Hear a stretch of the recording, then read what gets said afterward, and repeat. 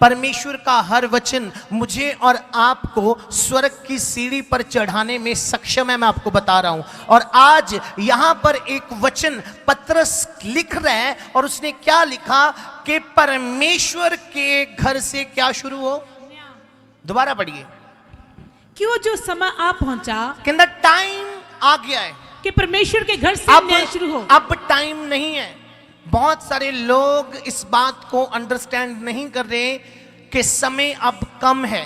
बहुत सारे लोग इस बात के भुलेखे में हैं। बहुत सारे लोग इस बात से अनजान हैं कि जिन दिनों में मैं और आप जी रहे हैं ये एंड टाइम है। ये अंत का समय है। लोग पता नहीं क्यों अपने पापों को छोड़ना ही नहीं चाहते। लोग पता नहीं क्यों अपने अंदर की कमियों को निकालना ही नहीं चाहते। हो सकता है आप बहुत अच्छे हो सकता है आप बहुत ज्यादा प्रार्थना करने वाले हो, लेकिन आपकी कुछ कमियां आपकी प्रार्थना को देसी घ्यो जैसे रेत पर ढेल दिया जाता है। जिवें देसी घ्यो ਨੂੰ ਆਪਾਂ रेत ਤੇ ਸੁੱਟ ਦਿੰਨੇ ਆ, ਫਿਰ ਉਹ ਪ੍ਰਾਰਥਨਾਵਾਂ ਉਵੇਂ ਹੋ ਜਾਂਦੀਆਂ ਨੇ ਜਦੋਂ ਅਸੀਂ ਆਪਣੀਆਂ ਕਮੀਆਂ ਨੂੰ ਪਰਮੇਸ਼ਵਰ ਦੇ ਵਿੱਚ ਹੋ ਕੇ ਵੀ ਬਾਹਰ नहीं ਕੱਢਦੇ। कितने लोगों को समझ आ रही है?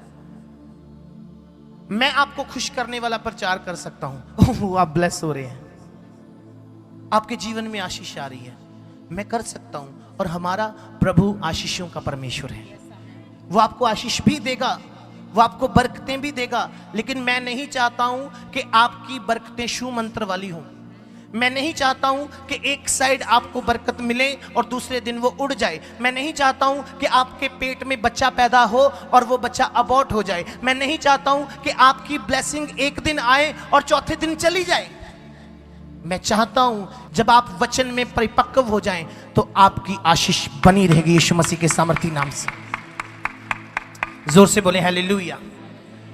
अब आपको समझ आ रहा होगा कि मैं क्या कहना चाहता हूं। जब विश्वासी जीवन में कमियां होती हैं तब तक आपकी बरकतें रिमेन नहीं रहती, तब तक आपकी आशीषें खड़ी नहीं रहती।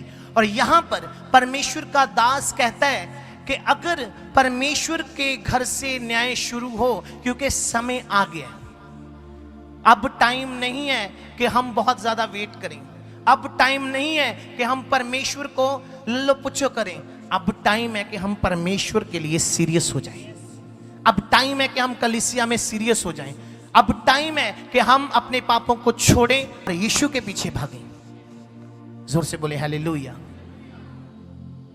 आपने डिसाइड किया कि आप यीशु के पीछे चलेंगे, लेकिन बहुत सारे लोग, पवित्र आत्मा मुझे बता रहे हैं कि कभी कभी अपने मन में ऐसे सोचते हैं कि यार मैं यीशु मसीह ਨੂੰ ਮੰਨਦਾ ਆ पर कुछ फील नहीं हो रहा। बहुत सारे इस तरह के लोग हैं जो कहते हैं कि मैंने यीशु को अपना जीवन दे दिया, चलो कम हो गया तो ठीक है, नहीं तो अगला बाबा देख लेंगे, नहीं तो अगला चर्च देख लेंगे, नहीं तो और किसी पास्टर को अजमा लेंगे। लेकिन मैं आपको बता रहा हूं जल्दी यीशु मसीह आकाश के बादलों पर आने वाला है। जोर से बोले हालेलुया। वहां पर आप क्या कहेंगे परमेश्वर से? वहां पर आप किस बात का बहाना लगाएंगे? चर्च, आपने कितनी बंदगियों को तोड़ा है, आपको अंदाजा भी नहीं है कि आपने अपनी कितनी ब्लेसिंग को खोया है। आपने कितने संडे मिस किए हैं, आपको अंदाजा भी नहीं है कि आपने परमेश्वर के कितने हुक्मों को तोड़ा है। आपने परमेश्वर की बनाई हुई उन कड़ियों को तोड़ा है जिस एक कड़ी को मूसा तोड़कर इजराइल में नहीं पहुंच पाया था, कनान में नहीं पहुंच पाया था। आज का मैंने एक व्लॉग डाला था, कितने लोगों ने देखा? कम लोगों ने देखा। जाकर देखना। मैं उस पहाड़ पर खड़ा था जिसे नेबो पहाड़ कहा जाता है। पंजाबी दे विच उन्होंने नब्बो पहाड़ कहते हैं। उस पहाड़ के ऊपर परमेश्वर मूसा से बात करता है, और पता क्या बात करता है? तू यहीं पे मर जा। वो शख्स जो 40 साल मिस्र में रहा, वो शख्स जिसने 40 साल भेड़ बकरियां चढ़ाई, वो शख्स जो 40 साल इजराइलियों को लेकर जंगलों में घूमता रहा, वो शख्स जिसकी प्रार्थना से मन्ना उतरता है, वो शख्स जिसकी प्रार्थना से लाल समुद्र 2 हिस्सों में बट जाता है, वो शख्स जो प्रार्थना करता है और टिड्डियां मकोड़े भाग जाते हैं, वो शख्स जो प्रार्थना करता है आसमान से आग उतर जाती है। आज उस शख्स को परमेश्वर कह रहा है कि तू यहां पे मर जा। मैं और आप क्या हैं? कुछ भी नहीं है। बताइए। Nothing. ये परमेश्वर का न्याय है। Yes. इस बात को कभी भूलना नहीं चर्च। मूसा के ऊपर उसका न्याय क्यों आया? क्योंकि परमेश्वर ने उसे कहा था कि हरेब की चट्टान के पास जाकर सिर्फ बोलना और एक डंडा लगाना। सिर्फ क्या करना? वर्ड निकालना और कितने डंडे मारना। उससे एक गलती हुई, उसने एक डंडा मारने की जगह 2 डंडे मार दिए। आप तो पता नहीं कितने मारते होंगे। जोर से बोले हालेलुया। परमेश्वर का न्याय आया। मैं परी को बोल रहा था, परी इस जगह पर मूसा खड़ा होगा और परमेश्वर ने दूर ही से उसे कनान दिखा दिया होगा। कितना दुख लगा होगा उसे, वो कितना रोया होगा। मूसा की उम्र कितनी थी यार? अभी तो बता के हटाऊं। 1 चौके चौका, 2 चक्के 8, 3 चौके 12, 120 साल। जोर से बोले हालेलुया। 40 साल वो मिस्र में पला बढ़ा, राजा था। उसने परमेश्वर की आवाज सुनी और राजा की नौकरी को छोड़ दिया। उसने उस सीट को छोड़ दिया। 40 साल उसने भेड़ बकरियां चढ़ाई ताकि परमेश्वर उसे वो एक्सपीरियंस दे सके कि तूने इजराइलियों को कैसे संभालना है, क्योंकि वो भी भेड़ बकरियां थे।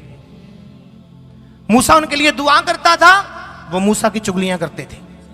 मूसा उनके लिए दुआ करता था, वो मूसा को ही टॉन्ट मारते थे। मूसा उनके लिए दुआ करता था, वो मूसा को कुड़कुड़ाते थे और बाद में दुख भी पाते थे। सांप भी उनके बीच में भेजे गए थे। परमेश्वर उनसे नाराज हो जाता था। लेकिन मुझे दुख इस बात का हुआ कि उस नब्बो पहाड़ के ऊपर जब मूसा ने परमेश्वर के न्याय को फेस किया तो वो खड़ा ना रह सका। जब मैं और आप परमेश्वर के न्याय को फेस करेंगे तो आप बताइए कि आप कितने % उसके सामने खड़े रह पाएंगे। मैं अपनी बात करूं, ऑनलाइन देखने वाले सभी मेरे वचन को अगर सुन रहे हैं तो आपके ऊपर आज अगर परमेश्वर का न्याय आ जाए तो मैं और जितने पास्टर्स मुझे सुन रहे हैं, जितने एवेंजलिस्ट मुझे सुन रहे हैं, आज अगर आपके ऊपर परमेश्वर की जजमेंट आ जाए तो आप कितने % खड़े निकलेंगे ये आप जानते हैं। आपको पता है कि आप कितने पानी में। आप दूसरों की बातें करते हैं। सब बोले हालेलुया। मैं नहीं कह रहा हूं, मैं नहीं कह रहा हूं। कौन कह रहा है? परमेश्वर का वचन। हमने क्या पढ़ा कि नाउ टाइम हैज कम, समय अब आ गया है। अब परमेश्वर देर नहीं करता, इस बात का ध्यान रखना। आप पाप करते हैं, आपको दूसरे दिन रिजल्ट जरूर मिलेगा। आप किसी का बुरा करते हैं, आपको दूसरे दिन रिजल्ट जरूर मिलेगा। 10 दिन, 20 दिन, महीने में आपको पता चल जाएगा कि हाँ ये सिन, ये पाप मैंने किया था, इसलिए परमेश्वर का न्याय मुझ पर आया है। आपने तौबा किया तो सच्ची तौबा करें, क्योंकि वो अब बख्शेगा नहीं। वो कहता है कि डंडा मेरे हाथ में है। उसने हैकल में, हम उस हैकल में भी गए जहां पर प्रभु यीशु मसीह ने यहूदियों पर कोड़ा मारा था। उसने कहा था तुमने मेरे पिता के घर को व्यापार की मंडी बना रखा है। भगा दिया था उसने उनको वहां से। ये उसकी जजमेंट है। तो पतरस की किताब में हम क्या पढ़ रहे हैं कि यदि परमेश्वर के घर से न्याय शुरू हो और वो न्याय की लाइन में सबसे पहले व्यक्ति आप हों तो आपकी जजमेंट का रिजल्ट क्या होगा? बहुत सारे लोग दूसरों की भविष्यवाणियां सुन के उनकी ओर झुक जाते हैं। और पौलुस क्या कहता है कि मुझे इस बात का पछतावा है कि तुम कैसे दूसरे सुसमाचार की ओर झुकते जाते हो। वो बोल रहा मैंने ऐसे ही तुम्हारे लिए मेहनत की। जोर से बोले हालेलुया।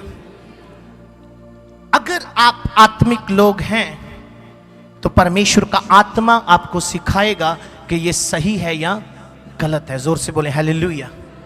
मूसा को उसने कहा यहीं से कनान को देख ले। और कनान क्या है बताइए? जहां दूध और शहद की नदियां बहती हैं। वो देश जहां दूध और शहद की नदियां बहती हैं। एक इंसान जिसने दूध और शहद की नदियों के शहर में जाने के लिए घुटने टेके, प्रार्थनाएं की, उनकी गलतियों की माफी मांगी, उनकी गलतियों के लिए बलिदान चढ़ाए, वो पीछे रह गया और उसने प्रजा को कहा अब तुम एंजॉय करो। ऐसे भी सेवक होते हैं। जोर से बोले हालेलुया। लेकिन प्रॉब्लम कहां थी? प्रॉब्लम कहां थी?